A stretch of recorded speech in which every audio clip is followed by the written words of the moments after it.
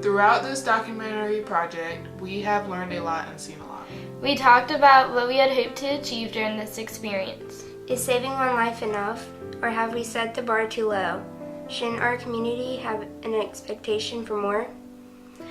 Our goal is simply this, to save lives and make a difference. This is our community story.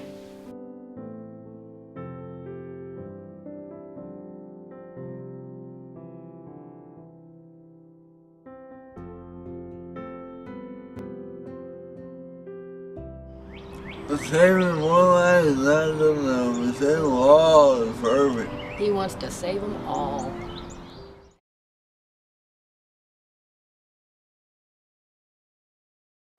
I'm Doug White. I'm a patrol sergeant with Town and Ag Civ Police Department. What is the hardest thing you have seen or had to do in your job regarding alcohol?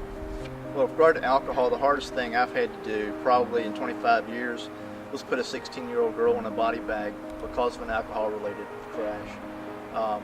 She and her boyfriend were on their way home one evening, and they were running late, and he had been consuming alcohol. She had not. She had a valid license and could have driven the vehicle, but she chose not to. 16 years old, young, they think they were, or they thought they were indestructible. 16 years old, young, they think they were, or they thought they were indestructible. Speeding, lost control of the vehicle, overcorrected in the curve, and put the vehicle in a ditch. She was ejected from the vehicle, and we had to take her out of the ditch. And that was probably one of the hardest things I've had to do, was put somebody that young in a body bag, knowing they'd never see another sunrise.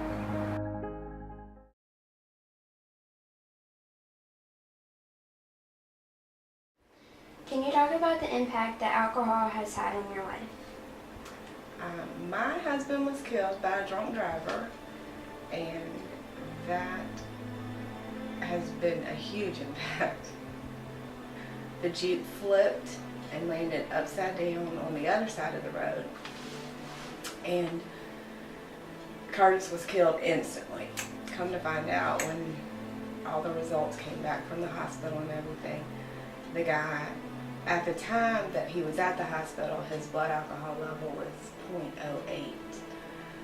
But when an analysis was done back to the time of the accident, I was told that it was a 0.11. When the Jeep flipped and he was on the outside, I guess it just snapped his neck. When the EMT people got there, which was about 5 minutes after they got the call, that there was no response.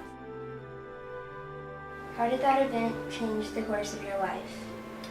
It changed my life because I had just had a baby. She was about 14 months old when that happened.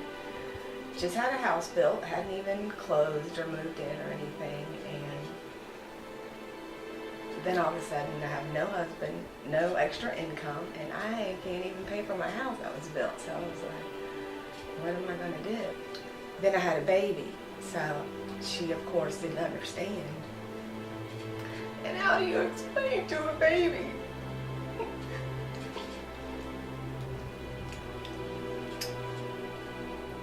What would you say to someone who is consuming alcohol and may get into a car? Think about how many other people, besides just them being in the car, that are impacted when something bad does happen, because I don't think anybody ever thinks anything will happen, You just always have that feeling of, oh, nothing will happen to me, nothing will happen to me. And something might not even happen to you, but something might happen to somebody like me or my little girl. I mean, it's so much easier to call a cab than it is to kill a friend or kill yourself or kill somebody that just is an innocent person. All it takes is just one time. And then you have to live with that for the rest of your life. Even after 5 years, it's still very, very, very, very hard to deal with.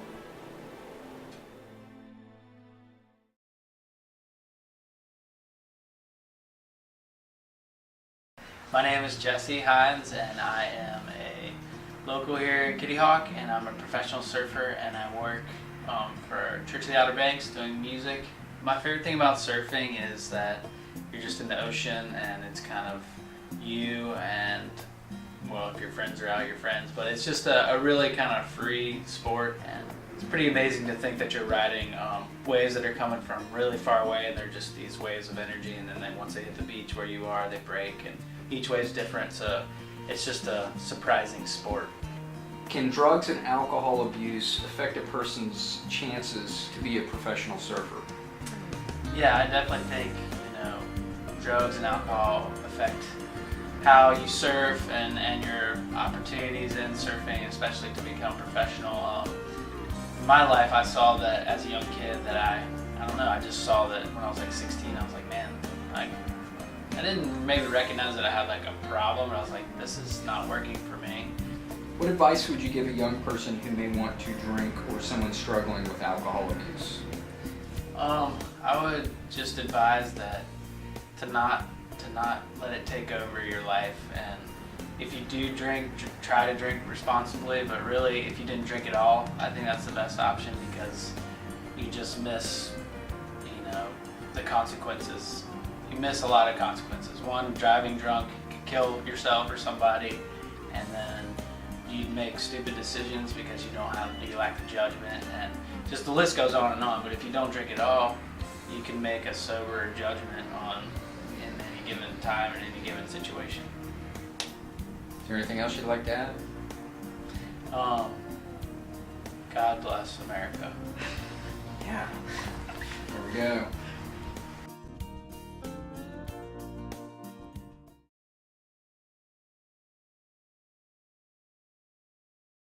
My name's Peggy Bennett. Peggy Bennett is her name. And Josh Bennett is mine. I got a call in the middle of the night, and it was the hospital asking me if I had a son named Joshua Bennett. We come to find out that Josh had gone out drinking after work with his new friends, and he was only 18, and he crashed his car into a bridge going over 70 miles an hour. And he was in a coma. He was in a coma for 5 months. We actually didn't know if we were going to get him back. But he wrecked his car, and it caught on fire, and 3 strangers actually came up at the last minute and pulled him out of the car as the flames had reached the steering wheel. And Josh was, he was in a coma for about 5 months. He was in the hospital for about 4, and then came home still non-responsive, and the hard work began then. Oh, yeah. What would you say to someone who's consuming alcohol and might get into a car? Don't drive home. What do you think they should do if they've been drinking and they have to go home? Call a taxi? Call a taxi, yeah. Call mom and dad. That's who. I don't know, But man. don't Don't drive. drive.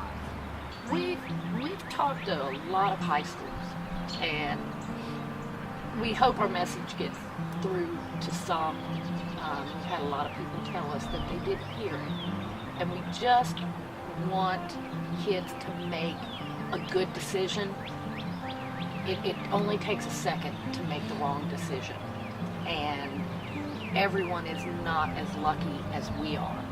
We got to keep our Josh, and everybody else isn't that lucky. I remember when we first started talking to schools, and the gentleman we were speaking with, at one point he had said, I'll do 15 schools, and out of that, if I can save one person, then it's all worth it. And Josh sat straight up, and then he said, The saving one life is not enough. The saving all is perfect. he wants to save them all. That's my hero. I know. I'm your hero. Mwah.